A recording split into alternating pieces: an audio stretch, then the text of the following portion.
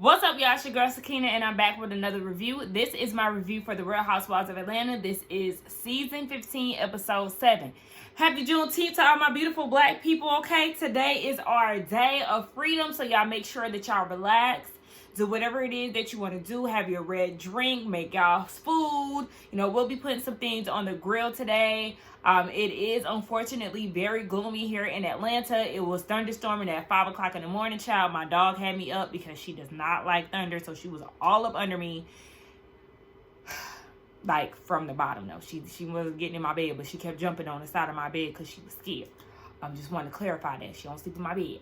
But yeah, it's just I'm tired. It's gloomy. It's dark. Okay, hopefully we don't have another episode of when I was filming Martha's Vineyard.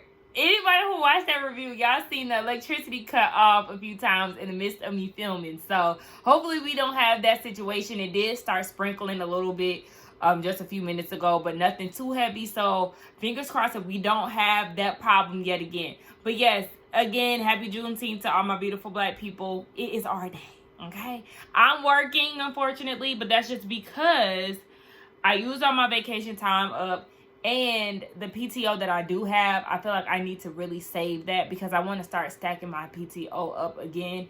My vacation renews, what? Ooh, is it next week? No, I think it's like in 2 weeks.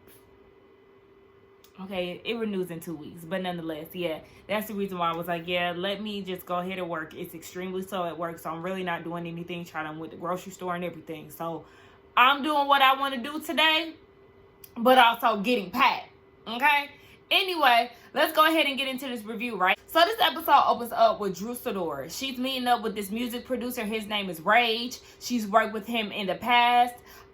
We already know, yes, I know that the video is circulating now with Drew being in the Give It Up To Me video. I already knew that, but a lot of people are just learning that here recent.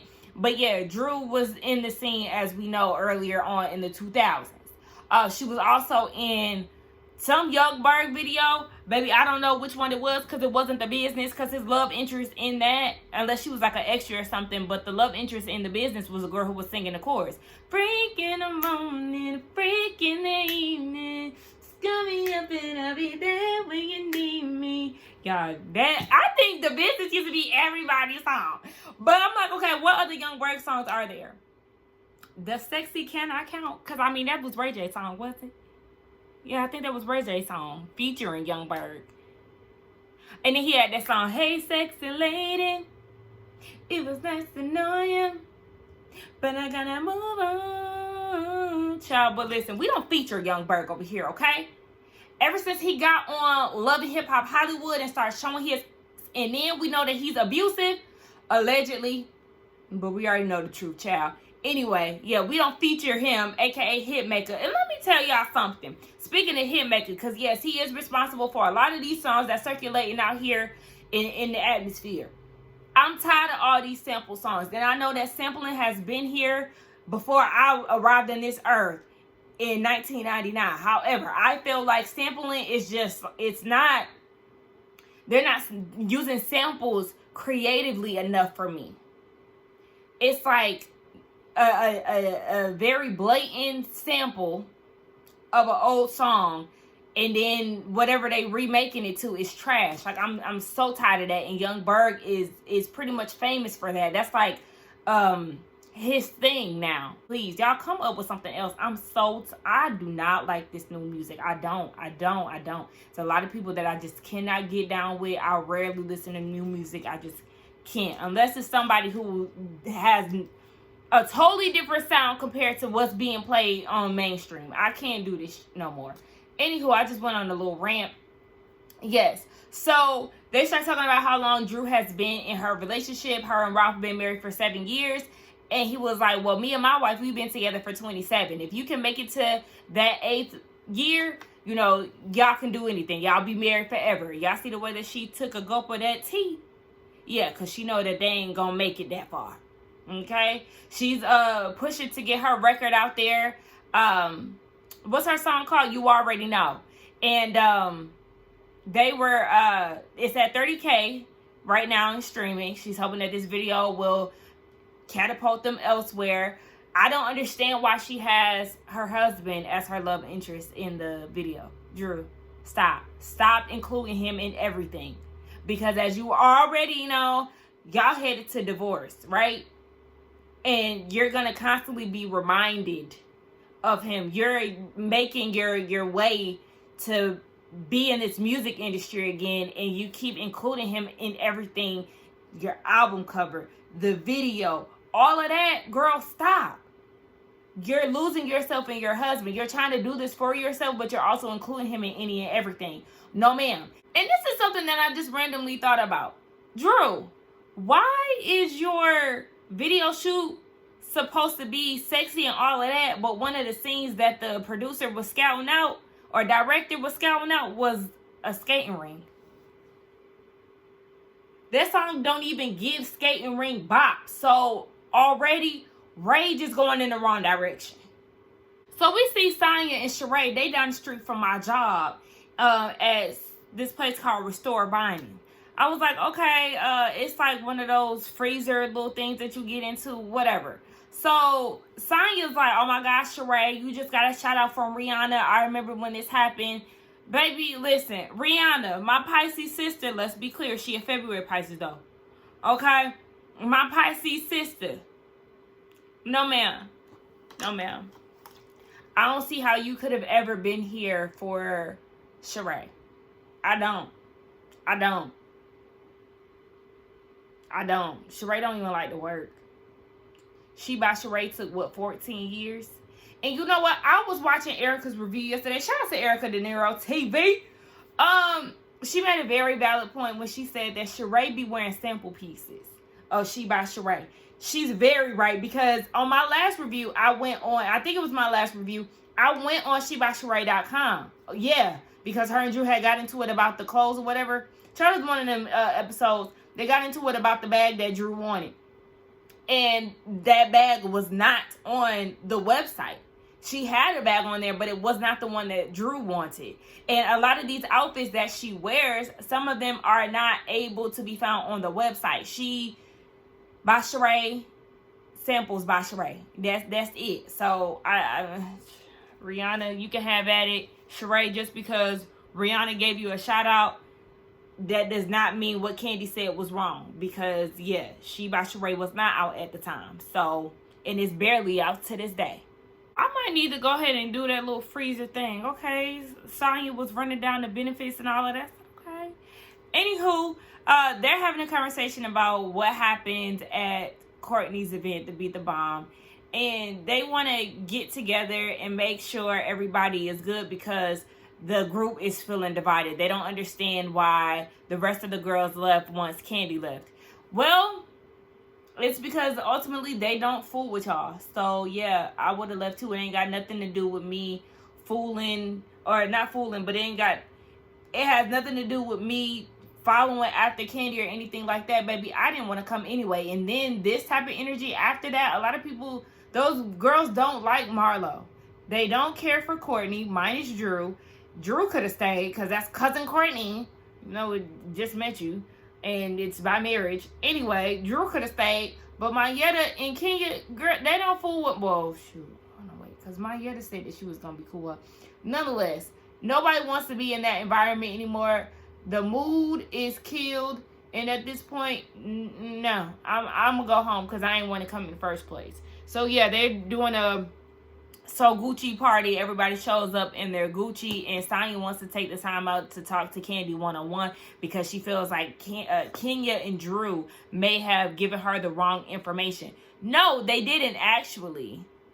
They gave Kandi exactly what Marlo been saying. Marlo been complaining to everybody except for Kandi about this issue that she had with her nephew and not being supported by Kandi. And yeah, they delivered the message just right. Marlo, she sits down with Courtney. She's thanking her for helping her out with getting her record expunged, or, you know, the process of doing that. She's connected her with somebody, so the process is going. And she's like, you know, basically Courtney has done more for her than anybody in the group has. But I'm like, why do you feel like any of these women are obligated to do anything for you?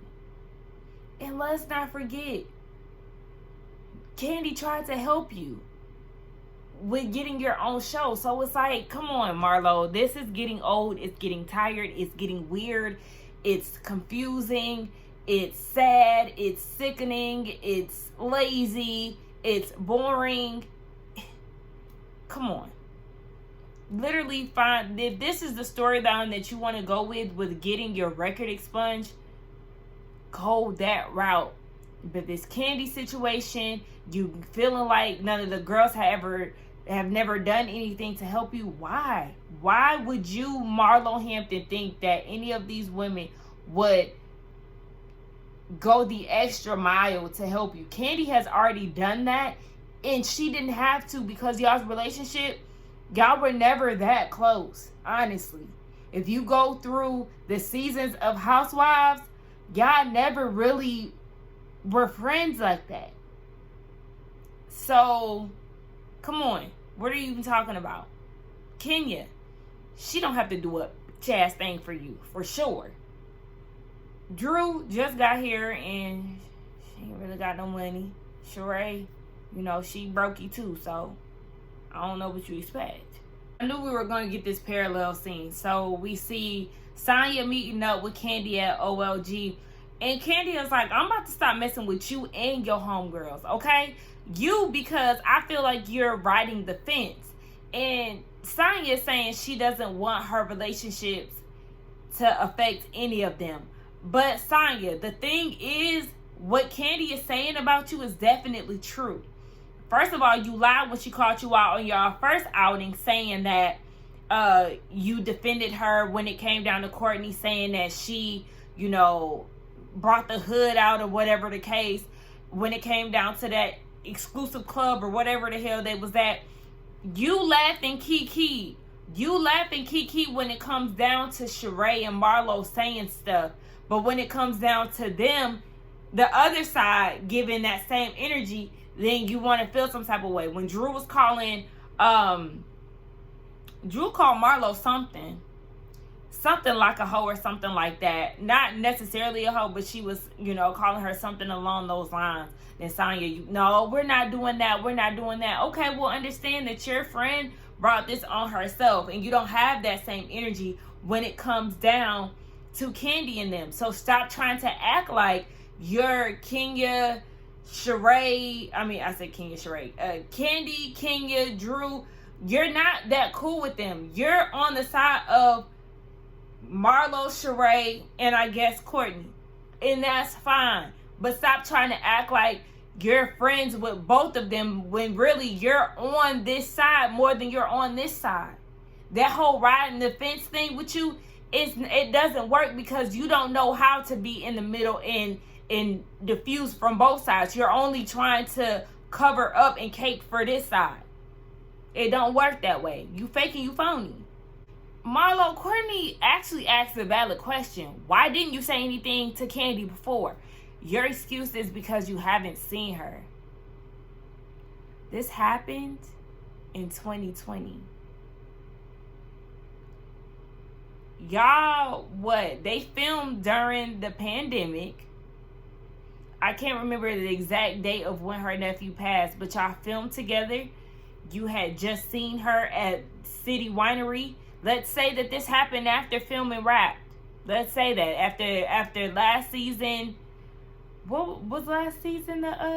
No, it's been 2 seasons since then. Yeah, it's been 2 seasons since then. Child, listen. Regardless, Marlo, you're full of it, and you want Kandi to ask for your sister's number. You're fake mad. You're fake mad. I've been telling y'all, she just has this weird, like, act of emotion that's not there. You want to be mad because she didn't ask your sister for her phone number, but like Kandi said, you also reached out to her to do a cameo referral for you or whatever. It's just like, girl, you're not mad. You're not that mad. It took you this season to be mad because you needed a new storyline. Girl, get the fuck. And just like Kandi said, I mentioned this before in one of my previous reviews as well. Kandi is not really good with comforting you when you're down. She's not the sentimental friend. This is coming from her mouth. It came from her mouth in previous seasons. She's not like that. But she shows up for her friends in other ways. She likes to present opportunities. She did that for you, Marlo. She likes to motivate you. She said that her brother passed, and at this point she's getting emotional. Her brother passed when she was 15. She had to suppress those feelings. So she's like, because life goes on. So she does not know how to be there for you in a sentimental way, but she knows how to show up for you in other ways. And I think sometimes we do need to understand that some of our friends are not going to show up in which the way we want them to show up, but rather in the way that they know how. They may not be the strongest supporter emotionally, but they know how to be there for you in other ways. So it's like, come on. You got to understand who it is that you're dealing with and take it for what it is. That does not mean that they're a bad person, but I mean, this is just more so a life lesson. Marlo, something off for her, so I don't think she's going to grasp that. Ralph and Drew, she going to have him in that music video next. Kenya, I love you dearly. This thought of you having another child, I understand. Because, you don't want to leave your child siblingless and all of that. I get it. But you have embryos left. And in the event that you and Mark get a divorce, all of them will be to you. So you will have another child with Mark. What in the Khloe Kardashian hell? No. No. You already have one. I wouldn't want to deal with that. No, ma'am. But if you are going to go that route, in which I don't recommend, but if you are going to go that route and use an embryo, do surrogacy. Do not. She said a C-section that was supposed to be 25 minutes ended up being 2.5 hours. She lost so much blood. And no. Her doctor said in all the years that she's been practicing medicine, that was the scariest birth that she's ever experienced. No. Think about your health. Think about the baby's health. No. If you're going to do it, go the surrogate route. Please. I don't even get why she wants to do it, but no, not Mark's baby. I mean, y'all made beautiful children together. Don't get me wrong, because Brooklyn is gorgeous. But, this Gucci party, Marlo's assessment was right, okay? Well, I don't know about the thrifted and the, what she say, thrifted and vintage. I don't know nothing about that. That's a little out of my league. But everything that she said pretty much was hands-on. I said, Kandi, what is this? Drew, what is that on your hip? No, ma'am. It's just, it was a no. I like Sanya's outfit. I think I could have did without her little bustier or whatever, but I did like her outfit. Sheree's blazer was cute. Now, Sheree had came through last season with that cute little Gucci number to one of them events. That was cute. She could have ran that back. I mean, but then we would have talked shit about her too. But whatever. I liked her blazer. I didn't like the wide leg pants. I don't know. It just kind of looked weird with the blazer, even though I do like wide leg pants. I